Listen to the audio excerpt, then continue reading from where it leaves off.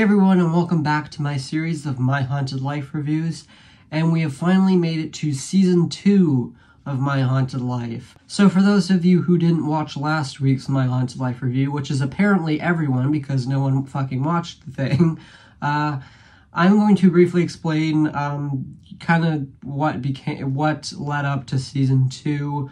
So basically, I originally did not want to do Season 2. I was just going to end the series after Season 1 and move on to new things. But eventually I decided to have a friend of mine that I had at the time continue the series and basically do a newer version of My Haunted Life that would loosely continue Season 1. But then eventually we stopped being friends, and I also learned how to edit my own videos. So that basically, convinced me to give Season 2 a shot. So yeah, you're gonna notice that it's now in HD. All of Season 1 was like 240p, but this episode is in 1080p. So that's good. You can tell that a lot more effort went into this episode compared to the episodes in Season 1. But is that necessarily a good thing? Well, let's find out. So this episode is 10 minutes long and opens with a new intro I made for the series. The actual episode starts with me waking up in a strange room, which is actually my garage after passing out in the last episode. My first reaction is to immediately grab my camera instead of finding a way out. So the first 2.5 minutes are me just wondering where I am, even though I should be able to tell because, again, it's my garage. So I run into another doll and put in a jump scare sound effect. And this doll is actually even less scary than the soft monkeys in Season 1, so I really don't know what I was thinking.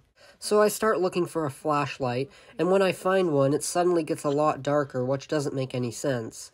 In reality, the reason why it wasn't completely dark before I found the flashlight was because I had to use my phone flashlight for the viewer to be able to see what's happening, and because I used an actual flashlight, I didn't need the phone light anymore. So I find the pig doll again on the door handle, and I guess I forgot to put in the jump scare sound effect this time. That doll's freaking creepy. No, it's not. So around the 8-minute mark, the door magically opens and I'm able to escape. However, I find out that, well, do I even have to say it? You know I get locked out of my house again. I even find the doll for the 4th fucking time in this episode, and it ends with me stuck outside in the cold. So that was the first episode of Season 2. And honestly, it's not a big improvement over Season 1. In fact, I'd even say that this isn't even the best episode of My Haunted Life so far. I still think that Season 1 Episode 5 is better because it had a moment that I felt was creepier than all of the moments in this episode. Yes, this episode looks better, it's higher quality, you can tell that actual effort was put into it, but it still is not scary in the slightest. The only things that could, maybe scare someone is the jump scare sound effects in this video. But they're jump scare sound effects. A lot of the general consensus is that jump scares are fucking stupid. So, there's no real scares in this episode, just like the majority of the episodes in Season 1.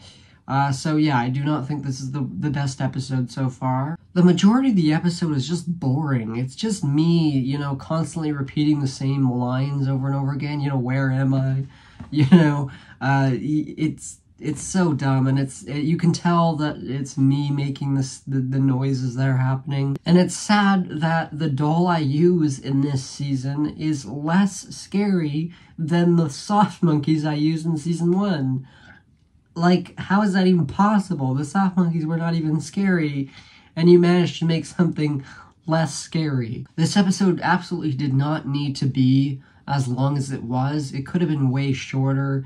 I could have cut out all of the repeated lines, a lot of the stuff where I'm stuck in the garage. I could have cut most of that out, and yeah, it would have been a much better episode if I had done that. The only thing that I can really give this episode is that my acting has improved. It sounds a little more genuine than season 1, but that's really it.